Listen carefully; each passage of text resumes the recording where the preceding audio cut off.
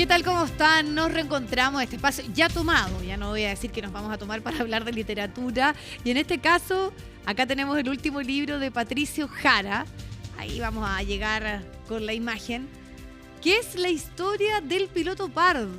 Luis Pardo es una hazaña a principios del siglo XX, que como suele ocurrir en nuestro país, son historias un tanto desconocidas, y que merecen ser la pena contada. Y eso es lo que se hace en Una hazaña entre los hielos, y tenemos la comunicación hasta ahora con Patricio Jara. Pato, gracias por este tiempo. Periodista, pero con varias publicaciones ya, con varios premios además asociados a esas publicaciones. ¿Qué tal? ¿Cómo va? Bien, muchas gracias. Gracias por la invitación y por el interés en la historia de Pardo.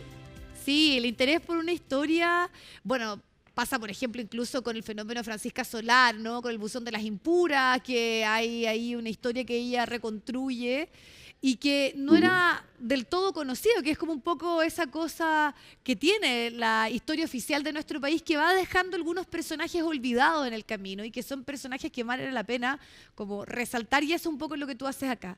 Cuéntales a quienes no han leído el libro, para que se entusiasme, ¿qué hizo el piloto Pardo? Yo lo decía en un contexto además de Primera Guerra Mundial, una hazaña de ir al rescate de una expedición, y que grandes, podríamos decir, especialistas no lo habían logrado. Y él es un marino mercante que asume este desafío como con harta como confianza para cumplir con una labor que no era para nada fácil.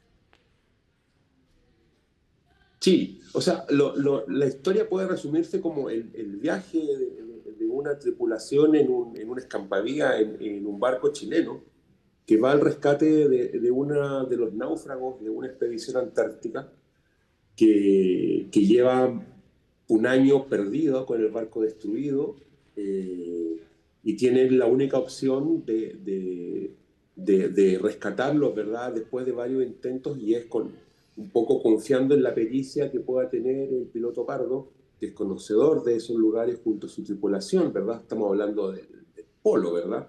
Eh, y la posibilidad, ¿verdad?, de traerlos de vuelta eh, en las peores condiciones.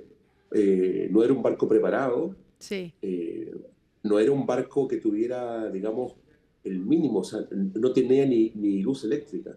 Y era básicamente puro instinto, puro ñeque, como se conoce, después de varios intentos por rescatar a estos náufragos con barcos de diferentes países, ¿verdad?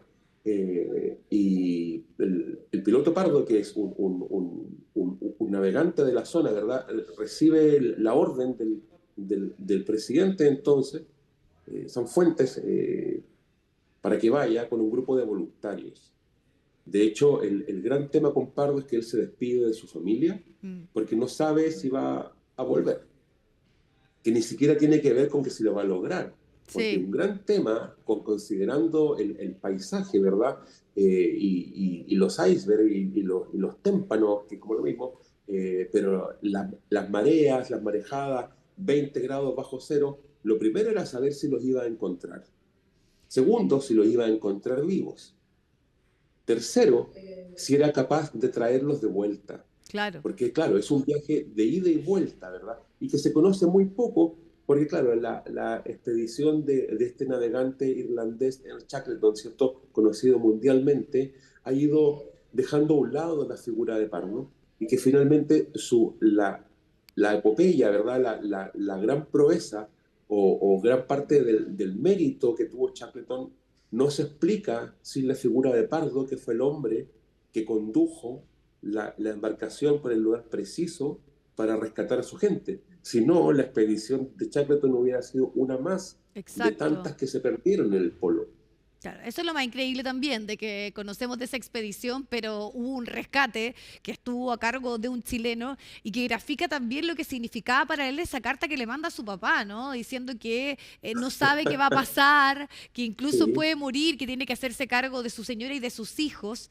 Pero así Pato, es. también en, bueno, tú ahí, cuando tomas estos documentos históricos, pero lo que hace finalmente una novela o una narración es meterse como en la cabeza, ¿no? No es el hecho, no Sí. es el hito, no es la cronología, porque eso está. Entonces, ¿cómo fue para ti también? Porque esto yo sé que te tomó muchos años. Ujú. Sí, porque tiene que ver con dos partes. Primero, una es lo que implica reconstruir una historia periodísticamente, digamos, que es seguir el tren de acontecimientos basado en hechos reales, por supuesto. Y junto con eso también está la opción de que van quedando pequeños espacios en los que nadie sabe cómo fueron las cosas. Y ahí un poco entra la narrativa, entra la suposición. Digámoslo que de algún modo esta es una novela muy documentada, Mm, y por otro lado podríamos pensar que es una crónica novelada, o sea, ocupando una serie de recursos y de motivos y de guiños a los que se conoce como novela de mar, ¿verdad? No sé si necesariamente de aventuras, pero hay mm. una cantidad de datos que se han ido quedando en el tiempo, que se han ido olvidando, porque tú sabes que, Sí, claro, la historia se nutre esencialmente del periodismo, pero lo que un historiador decide dejar para la posteridad es apenas una parte. O sea, el hecho de saber que, por ejemplo, en la embarcación iba un perro, el perro Pepe. O sea, ya, imagínate sí, 20 hombres que van a los hielos a buscar a otros 20 hombres, y entre medio va un perro que no era mucho aporte, pero alegraba algunas horas, ¿verdad? Eh, Tiene que ver con lo que pudieron haber conversado, con cómo era el mundo también, y sobre todo con la figura de Pardo y de León Aguirre, que era como el segundo de a bordo, ¿verdad? Que era el único que hablaba inglés. Fíjate que en la semana pasada hubo una presentación breve, un conversatorio sobre la novela en la librería que leo de Pedro ujú. de Valdivia. Llegaron los nietos de León Aguirre. Fue súper Emotivo, emotivo, sí. claro, porque yo no sabía que estaban ahí. Ellos se enteraron, llegaron, y un señor pidió la palabra y contó su, su experiencia, digamos, con su abuelo, y fue súper emotivo porque uno finalmente está trabajando con personajes reales, de los Claro. que ha podido rastrear lo más posible, ¿verdad? Y sobre todo con la idea de que Pardo después volvió al trabajo, no se quedó, como se dice, con las mieles del éxito, ¿verdad? Claro, Sino con que grandes honores, etcétera. estuvo presente en muchos homenajes, en muchas celebraciones, y ahí yo me meto en la cabeza de Pardo. O sea, ¿cuántas veces va a tener que contar lo que hizo? ¿Cuántas veces va a tener que agradecer? ¿Cuántas veces va a tener que emocionarse? Y es esta idea del héroe, que es una persona igual que los demás. O sea, Sí. insisto, Pardo después volvió a recorrer los canales del sur, ¿cierto? En labores de mantenimiento, fue ascendido, por supuesto, logró notoriedad nacional, pero yo relato la escena cuando la Yelcho regresa a Punta Arenas y regresa con los náufragos, hay un recibimiento enorme, prácticamente toda la ciudad volcada en el muelle.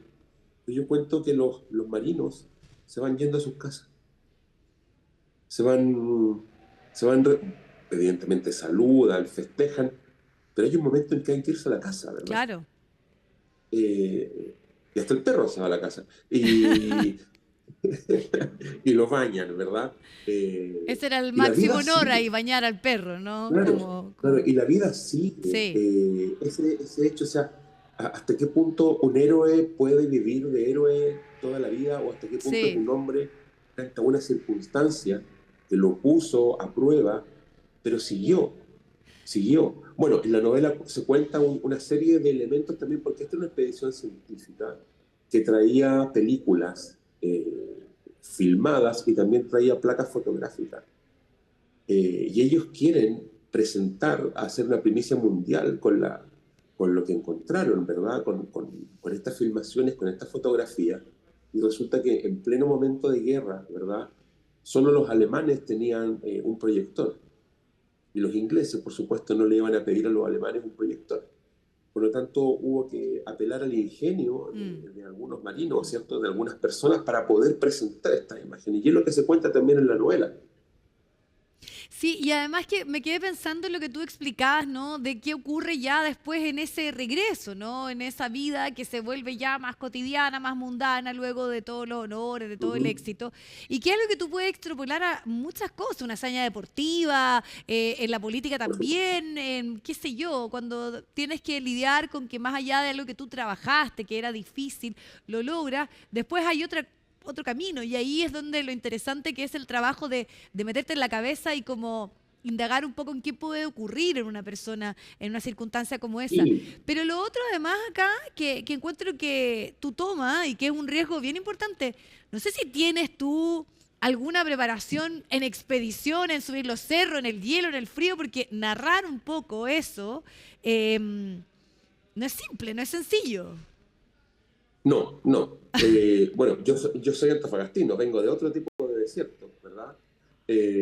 Pero fíjate que he experimentado el frío como muchas personas, pero me tuve que documentar, o sea, para tratar de meterse, claro, por un lado está la evidencia, pero hay una serie de relatos, de novelas, por eso Ya, te mencionaba hace un rato que tiene como los códigos de los libros de aventura, esta idea de experimentar el frío. sí, po. Es una novela que está contada en tercera persona, pero así como el frío, yo siento que hay otras cosas que va marcando a los personajes, Mm, que pese a ser hombres de mar, se enfrentan al miedo, sí, porque ellos no saben qué es lo que viene. O sea, son mares que han recorrido muchas veces, pero no te vas a encontrar dos veces con el mismo iceberg, ni vas a sortear dos veces la misma ola.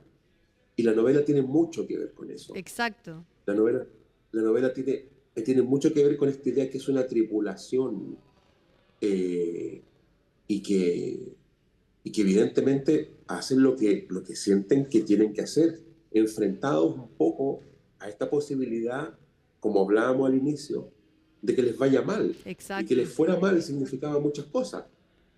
Ellos incluso se resignaban a la idea de traer los equipos. Si es que no encontraban a nadie con vida, por último traían los equipos. Eh, y, el- y sin saber, y partieron tan silenciosos y llegaron con tanto bullicio. O sea, es increíble como los documentos de la época, yo trabajé con mucho diario, entonces con notas, por supuesto hay libros de historiadores que son Mm, esenciales, ¿verdad? Eh, pero uno va metiéndose en la vida, en cómo era el mundo entonces. Estamos hablando de 1916, mitad de la Primera Guerra Mundial, ex- ¿cierto? El panorama. Chile partía en Tacna, se hablaba de Tacna a Punta Arenas.